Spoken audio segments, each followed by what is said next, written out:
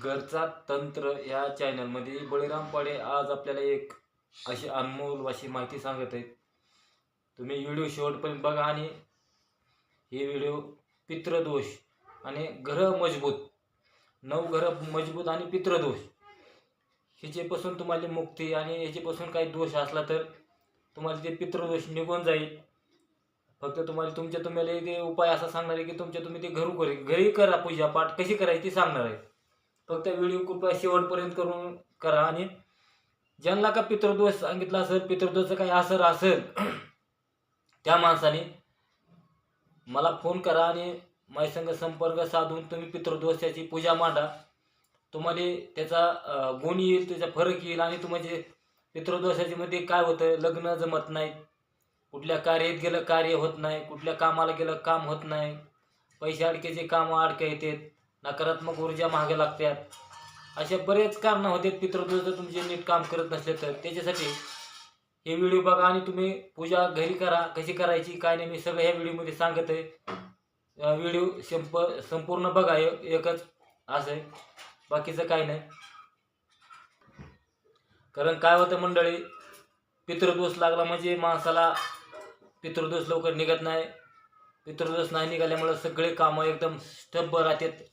लग्न चांगले मंगले कार्य घरात होऊ देत नाहीत, अशा बऱ्याच अडचणी येतात. त्याच्यामुळे पितृदोषमुळे तुम्ही उपाय करून बघा. तुम्हाला घरी व्हायचा रिझल्ट येणार आहे. जास्त पैसे खर्चायची गरज नाही. फक्त माझ्या संग फोन करा. तुम्हाला कशी विधिवत पूजा करायची, घरी कवा मांडायची, कसे सगळं सांगणार आहे. आता ह्या व्हिडिओमध्ये तुम्हाला सगळं सांगणार आहे मी. कृपया फक्त व्हिडिओ शेवटपर्यंत बघा. ज्याला उपाय करायचे तर उपाय काय करायचं सांगतो तुम्हाला. पहिल्यांदा काय करायचं, आपल्या घरात एका जागी गाईचं शेण आणून 2 फुटाच्या अंतरेनं घरात आपल्याला ते गवतर आणि शेणानं एक सारवून घ्यायचं आहे. सारवून घेतल्यानंतर त्याच्यावर 5 अगरबत्त्या लावायच्या. लक्ष्मीनारायणाचा फोटो ठेवायचा. लक्ष्मीनारायणाचा फोटो ठेवला की 21 दिवस घरी ही पूजा मांडली. लक्ष्मीनारायण 21 दिवस आपले परत दुसरी पूजा अशी करायची की रोज पिंपळाचं झाड जर जवळ असलं तर पिंपळाच्या झाडाला 5 अगरबत्त्या लावायच्या. 5 मिठाई म्हणजे 5 तुम्हाला नैवेद्य गोड काही विकत आणू शकतात. फक्त उष्टा करायची नाही. आणि ती पिंपळाची पूजा करून 21 दिवस तुम्हाला रोज सकाळी पिंपळाची पूजा करून यायची आहे ती घरी पूजा मांडल्यानंतर. आणि 5 अगरबत्त्या लावायच्या पिंपळाला, 5 प्रदक्षिणा घालायच्या, पाया पडायच्या आणि त्याला सांगायचं आमचे पितृदोष शांत करा, हे नरसिंह देवा, हे वृक्ष देवा, असं बोलून तुम्हाला घरी यायचं. घरी आल्यानंतर परत तुम्हाला काय करायचं, 5 अगरबत्त्या लावल्या तिथे घरी. त्याच्यावर जे आपण शेणानं जी सारवून घेतलेलं आहे त्याच्यावर कलश पूजा मांडायची. तर कलश पूजा कोणची मांडायची की आपला एक पाण्याचा गडवा असतो पितळाच्या गडव्यामध्ये पाणी टाकून त्याच्यामध्ये थोडे तांदूळ 1 रुपया टाकून, शिक्का टाकून वरी नारळ ठेवायचा. नारळ ठेवल्यानंतर चौक भरल्यासारखा चौक भरायचा. आणि एक तुळशीची माळ घ्यायची. तुळशीची माळ घेऊन एक मंत्र जप पित्राचा, ओम पित्राय नमः, ओम पित्राय नमः, ओम पित्राय नमः, ओम पित्राय नमः, ओम पित्राय नमः. ही माळ ही तुम्हाला जप रोज सकाळी 7 माळा 21 माळा असे जेवढ्या तुमच्या कामाच्या सोडीनं तुम्ही ह्याचा माळेनं जप करायचा, ओम पित्राय नमः. असं केल्यानंतर काय करायचं, परत तुम्हाला घरामध्ये सत्यनारायणाची कथा असते. सत्यनारायणाची पूजा मांडली. ही जप झाल्यानंतर सत्यनारायणाची कथा रोज वाचायची. हे तुम्हाला 21 दिवस चालू ठेवायचे. 21 दिवस चालू ठेवलं की तुम्हाला 21 दिवसानंतर तुम्हाला फरक पडायचा चालू. तसंच आपली ही पूजा 40 दिवस अशी चालू द्यायची.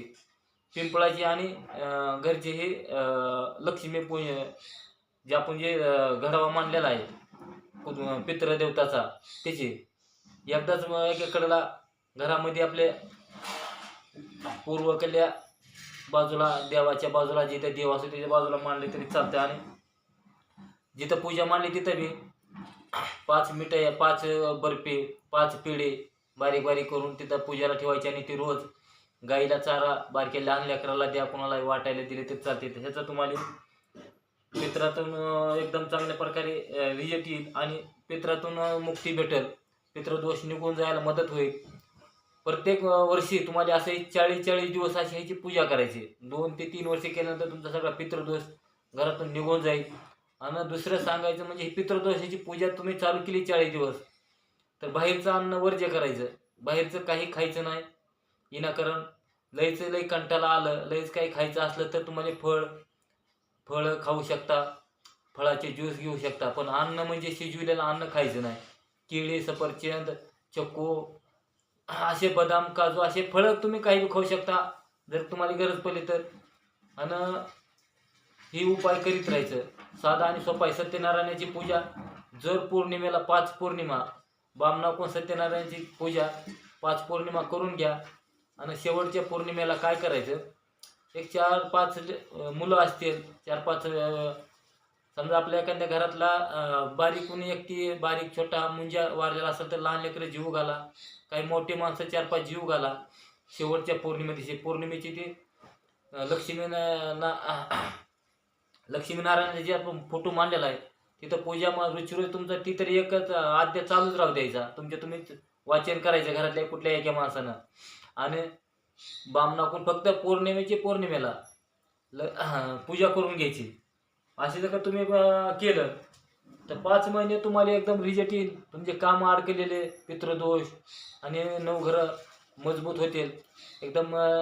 चांगल्या प्रकारे मी बऱ्याच जणांना ही गोष्टी दिलेल्या आहेत, त्यांना रिजल्ट आलेला आहे आणि चांगलं आहे. म्हणून मी तुम्हाला आज ही एक व्हिडिओच्या माध्यमातून एक सगळ्यात जग कल्याणासाठी देव म्हणून मी एक सांगत आहे. ज्याला कोणाला करायचे त्याच्यात मी नंबर दिला आणि तुम्हाला ह्याचं कसं करायचे ते एक पॉम्पलेट लिहून तुम्हाला त्याचा फोटो पाठवेल. तर तेच पाहिजे तुम्ही जेवढं होईल तेवढं हे व्हिडिओ शेअर करा, लाईक करा आणि प्रत्येकापर्यंत हे व्हिडिओ पोहोचा. प्रत्येकापर्यंत जी काय पितृदोष अडचण असेल त्या माणसापर्यंत कृपा हे व्हिडिओ पोहोचा आणि संपर्क साधून करा म्हणावं. कुठे लई हिंडत जाऊ नका, असे प्रकारे आहे.